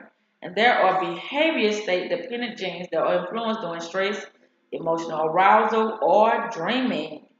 One of the most active areas of research today is epigenetics, literally above genetics. The study of how the environment controls gene activity. Epigenetics flies in the face of the conventional genetic model, which states that DNA controls all of life and that all gene expression takes place inside the cell. This old understanding doomed us to a predictable future in which our destiny fall prey to our genetic inheritance in all cellular life, which predetermines like an automatic ghost in a machine. In fact, epigenetic change and DNA expression can be passed on to future generations. But how do they get passed on if the DNA code stays the same? Mhm. While a scientific explanation is beyond the scope of this book, we can use an analogy. Let's compare a genetic sequence to a blueprint. Imagine that you start with a blueprint for a house and scan it into your computer. Then using Photoshop, you could alter its appearance on the screen, changing a number of characteristics without changing the blueprint. For example, you could change the expression of variables such as color, size, scale, dimensions, materials, and so on. Thousands of people representing environmental variables could produce different images, but they would all be expressions of the same blueprint. Epigenetics empower us to think about change more profoundly. Epigenetic paradigm shift give us free will to activate our own gene activity and modify our genetic destiny. For the sake of example and simplification, when I talk about activating a gene by expressing it in different ways, I will refer to turning it on. In reality, genes don't turn on and off. They are activated by chemical signals and they express themselves in specific ways by making various proteins. Just by changing our thoughts, feelings, emotional reactions, and behavior, for example, make healthier lifestyle choices with regard to nutrition and stress level, we send our cells new signals and they express new protein without changing the epigenetic blueprint. No, without changing the genetic blueprint. So while the DNA code stays the same, once a cell is activated in a new way by new information, the cell can create thousands of variations of the same gene. We can signal our genes to rewrite our future. hmm So y'all see, it's not about that. The genes is just like thoughts. Yeah, you can change thoughts, you can change your cells. That's what it's about, but you just gotta believe it. Perpetuating old states of being sets us up for an undesirable genetic destiny. Just as certain areas of the brain are hardwired, whereas other areas are more plastic, able to be changed by learning and experience. I believe genes are the same way. There are certain parts of our genetics that are more easily turned on, while other genetic sequences are somewhat more hardwired, which means they are harder to activate because they have been around longer in our genetic history. At least that's what science says right now. How do we keep certain genes turned on and others turned off? If we stay in the same toxic state of anger, the same melancholy state of depression, the same vigilant state of anxiety, or the same low state of unworthiness, those redundant chemical signals we have talked about keep pushing the same genetic buttons, which ultimately causes the activation of certain diseases. Stressful emotions, as you will learn, actually pull the genetic triggers, dysregulating the cells. Dysregulating refers to impairment of a psychological regulatory mechanism and creating disease. When we think, y'all, did y'all know you say disease? Disease means dis-ease. Majority of people who got diseases is something that was expressing like a low level of thinking. Maybe because something you ate, maybe it's because something that you was doing that was unhealthy, but it's still like a low level of thinking. But I have a remedy for that when it comes to it's about that because I know I said it to myself too about what's healthy and what's unhealthy for me. See, a lot of things that they deem unhealthy, I could say it's healthy for me and I really believe it and I never get sick. So it's all about the perception of the individual that's trying to heal themselves or is already keeping certain things from being produced within the body because of the mindset. I hope y'all understood that. I mean, my mind is just going to certain states, and I just talk from that place.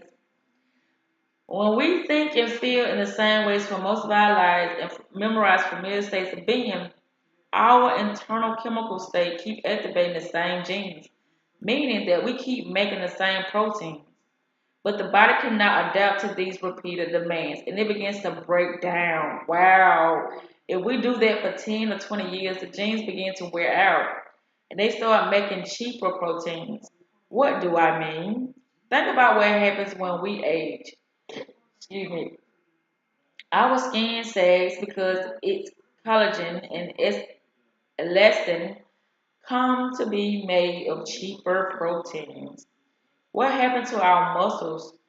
They atrophy. Well, no surprise, they're acting in myosin 2 are proteins. Here's an analogy. When a mental part for your car, no, when a metal part for your car is manufactured, it is produced in a die or a mold. Each time that mold or die is used, it is subject to certain forces, including heat and friction, which begin to wear it down. As you might guess, car parts are built to very close tolerance, referring to the permitted variation in a workplace's dimensions. Over time, that dye or mold wears to the point that it produces parts that won't fit properly to other parts. This is similar to what happens to the body. As a result of stress or habit or being repeatedly and consistently angry, fearful, sad, and so on, the DNA that the peptides use to produce proteins will start to malfunction. What is the genetic impact if we stay in routine, familiar conditions, creating the same emotional reaction by doing the same things, thinking the same thoughts, seeing the same people, and memorizing our life into a predictable pattern? We are now headed for an undesirable genetic destiny. We are locked into the same patterns as generations before us, which confronted the same or similar situations. Told y'all.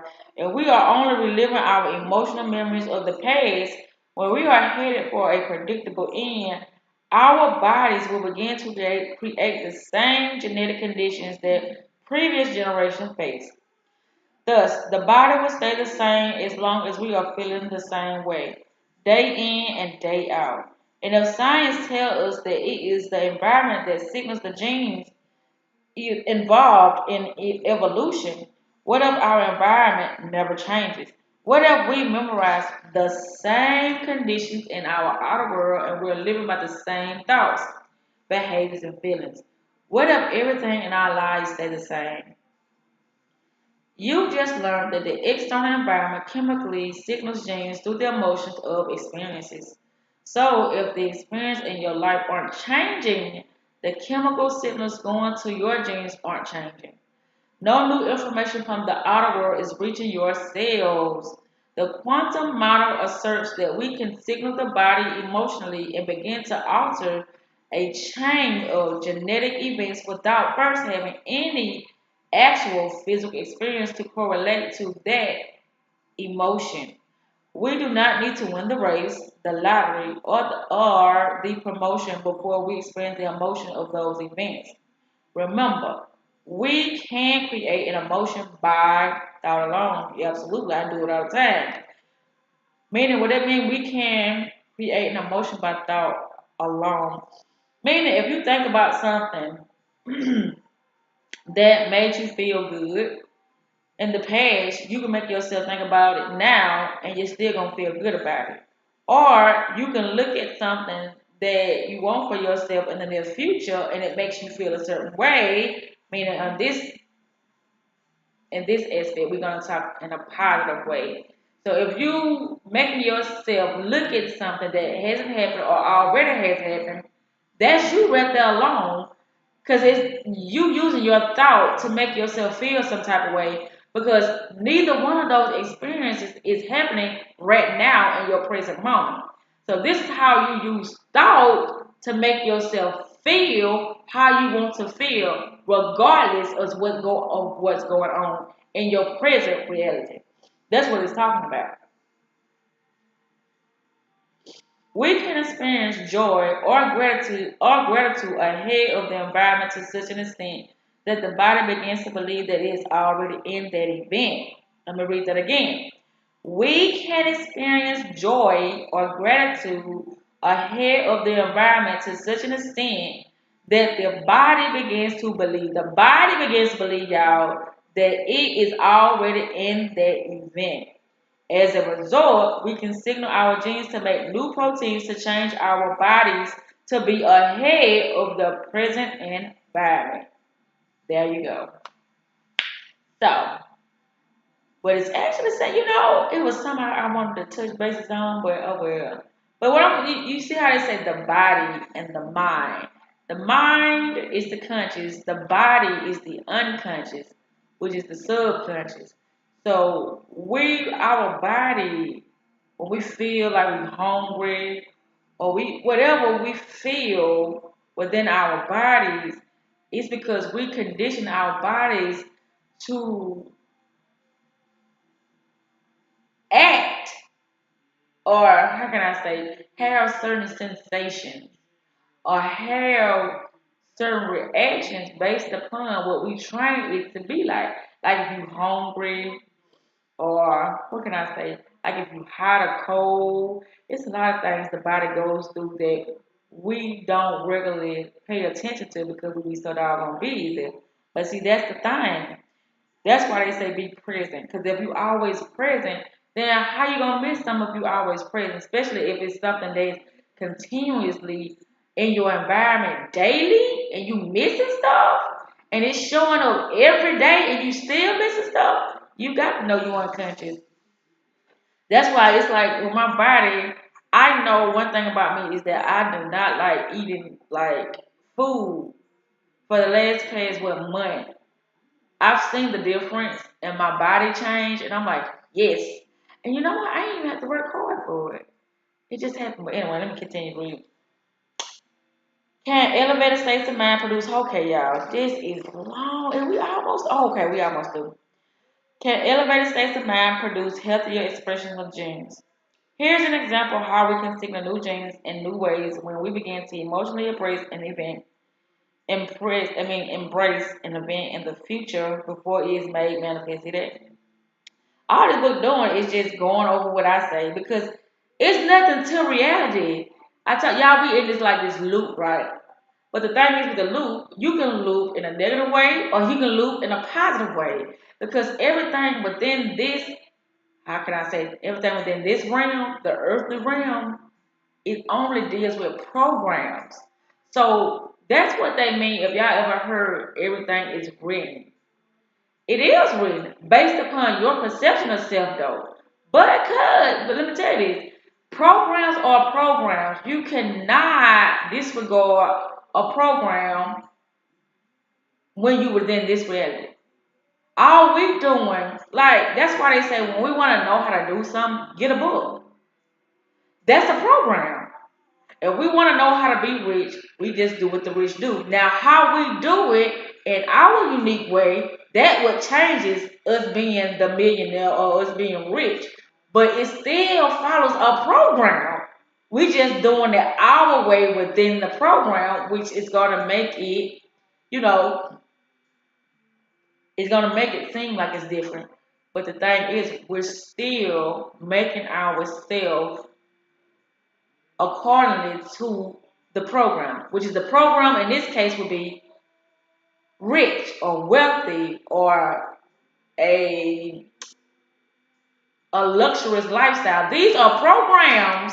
That's why when people get rich, they drive the similar cars. Program. You get what I'm saying? Because so you cannot live within this realm and not be programmed. You just able to have free will to pick your programs. That's why certain people do certain things. But the thing is, once you realize that you're able to choose, now this is how it's supposed to go, then you're supposed to pick a high standard life. Because now you say, aha, I get it. I don't have to live on a low level. I don't have to think those low level thoughts. I don't have to do this because you can choose. Like I was saying once before, people forgot that they can choose. They just follow a script. I said a script that seems like the best way to go because guess what, y'all? It just said it. Because we memorize things. We've been programmed with our upbringings and with the people that is surrounding us every day. That program us as well. That's why you gotta be careful who you're around because based upon how you are programmed, you're not gonna be able to be around certain people because if they're high, now that's good because you're trying to go high, so you're supposed to be around high people. But if you're high and you're around low level people, all that's going to do is it's going to send you in a depressed state. You're going to be always angry. And you know why? Because you're not around a like-minded person.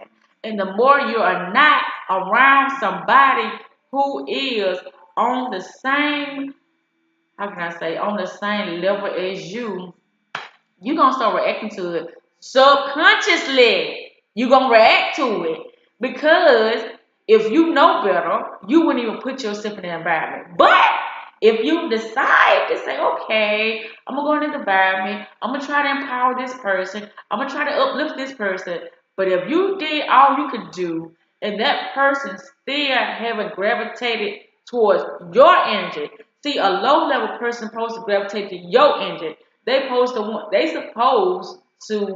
to change for the better. But a lot of people say, ain't nothing wrong with me. I'm living my life okay. Well, great. But guess what? If that person thinks that way, you would have to remove yourself because, see, a higher intellectual person or a high level person. And when I say high level, that ain't always got to mean that you wearing the Gucci's and you driving for Ferraris and they don't mean intellect. Material things don't mean intellect. Intellect really means how you see yourself, how you see the world. But it's on a higher level, meaning your observation and your awareness has been so expanded that you can pretty much see through the illusion. That's what it's about. Seeing yourself as you really are and seeing other people as they really are. So that's what you're really being intellectual in because intellect has nothing to do with material stuff. But that's the thing. Once you are on a high level, it does open up doors for you to have more things in abundance and in a high quality. So I hope people don't never get it misconstrued when they talk about wealthy and you having the nice things in life. You can have things still the same way, meaning however you live your life now, and still be wealthy because you just like to be, that would be more comfortable for you. But majority of people, that's why they say the rich, they live their life totally different, or should I say the wealthy, they live their life totally different. They spend their money on making more money. They make their money work for them. Now, here you go. The poor people, they don't make their money work for them. They are consumers. They are the ones that try to make themselves look rich. They will go broke trying to make themselves look rich. That's how you can kind of like tell. Well, I ain't gonna say that because some rich people do look rich because they are rich, but a lot of poor people try to make themselves look rich because it makes them feel better. But my thing is, honey, I'm all okay, y'all. Let me finish this book because it's gonna be what 10 o'clock, and I started at 7:45. Okay. As a result, we can send our genes to make new proteins to change our bodies. Okay. Can elevated states of mind produce healthier expression of genes? Here's an example of how we can signal new genes in new ways.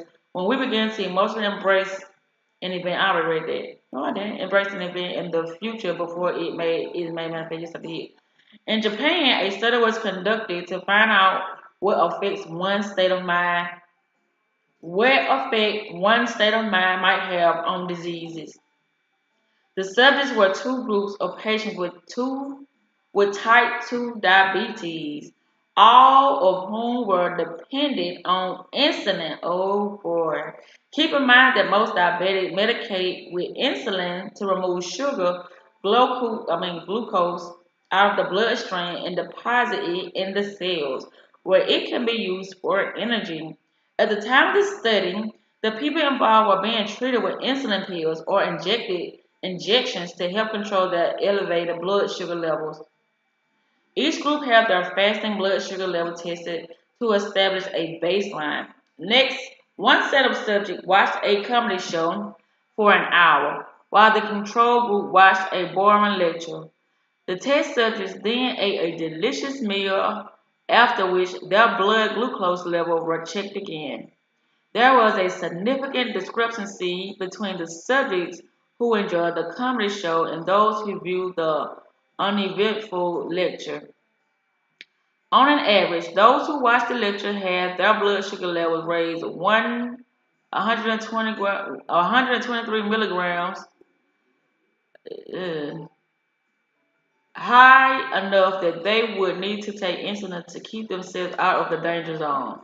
In the joyful group, who had laughed for 1 hour, their after dinner blood sugar value rose about half that amount, slightly outside of the normal range. Initially, the researchers who performed the experiment thought that the light-hearted subjects had lowered their sugar level by contracting their abnormal and diaphragm muscles within when they laugh. They reasoned that when a muscle contracts, it uses energy, and circulating energy is glucose. Glucose. Glucose. I'm not saying that right. Glucose. But the research went further. They examined the gene sequences of the Java individual and discovered that these diabetics had altered 23 different gene expressions just by laughing at the comedy show they'd seen. Their elevated state of mind apparently triggered their brain to send new signals to their cell, which turned on those genetic variations that allowed their body to naturally begin to regulate the genes responsible for processing blood sugar. Our emotion can turn on some gene sequences and turn off others. This study clearly showed just by signaling the body with a new emotion, the laughing subject altered their internal chemicals to change the expression of their genes. Sometimes a change in genetic expression can be sudden and dramatic. Have you ever heard of people after being subject to extremely stressful conditions whose hair turned gray overnight? That's an example of genes at work. They experience such a strong emotional reaction that their outer body chemistry both turn on the genes for the expression of gray hair and shut off the genetic expression for their normal hair color within a matter of hours. They signal new genes in new ways by emotionally and thus chemically altering their internal environment. As I discussed in the last chapter, when you've experienced an event numerous times by mentally rehearsing every aspect of it in your mind, you feel what that event would feel like before it unfolds.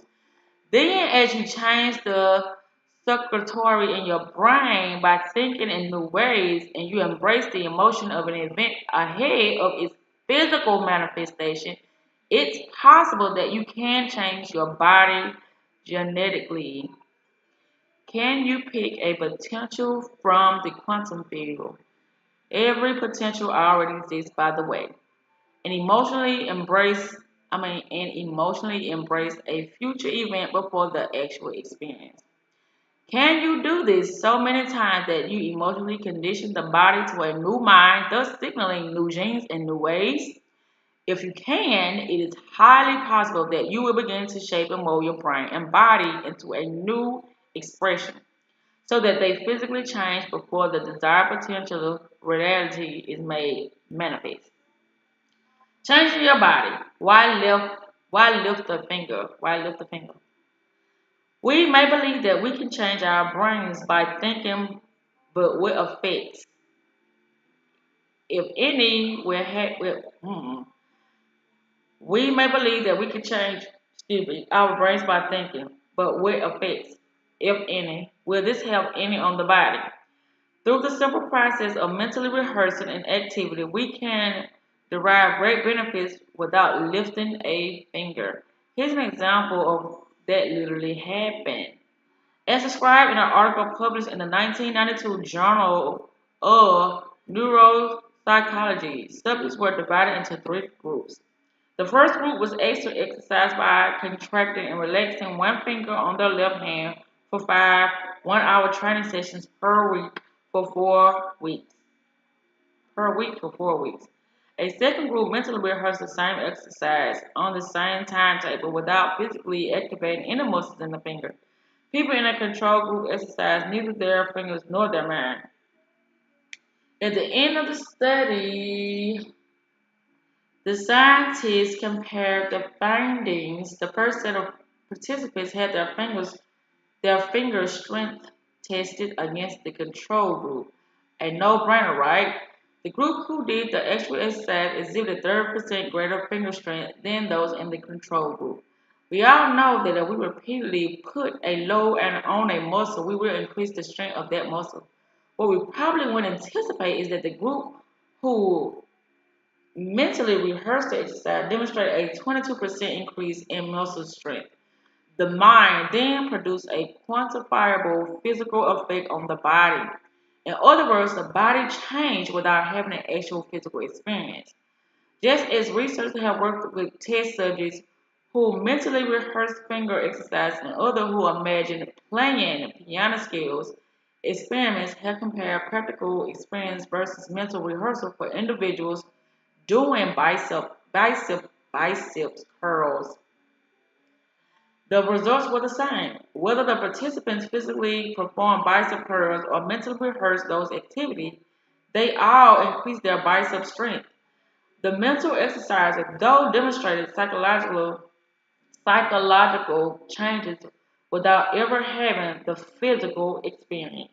When the body has changed physically, biologically, to look like an experience has happened just by thought or mental efforts alone, then from a quantum perspective, this offers evidence that the event has already transpired in our reality. If the brain upgrades its hardware to look like the experience physically occurred and the body is changed genetically or biologically, it is showing evidence that it happened. And both are different without our doing anything in 3 dimensions. Then the event has occurred both in the quantum world of consciousness and in the world of physical reality. When you have thoughtfully rehearsed a future reality until your brain was physically changed to look like it has had the experience, and you have emotionally embraced a new intention so many times that your body is altered to reflect that it has had the experience. Hang on, because this is the moment the event finds you. It will arrive in a way that you least expect. I told y'all, say the same thing. Oh, we doing, y'all. Hold up, wait, let me see. Hold up. It will arrive in the way you least expect it, which leaves no doubt that it comes from your relationship to a greater consciousness, so that it inspires you to do it again and again. Y'all, we are done. Holy snap, did I do that? Holy snap, I put the wrong title, y'all. Okay, so this concludes this chapter reading.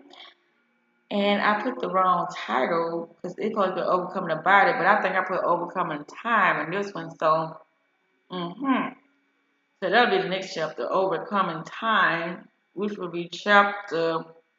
Oh, I forgot I did put the right thing. I just already got. Okay, y'all. This concludes tonight's chapter reading. So I will be back on the 18th. And the notifications are up. So I hope y'all have a wonderful, wonderful night. And thank you all for coming out. And once again, thank you all for all my new subscribers. Yes, yes, yes. I see. Thank you. And I'm out. And I'm tired. I don't know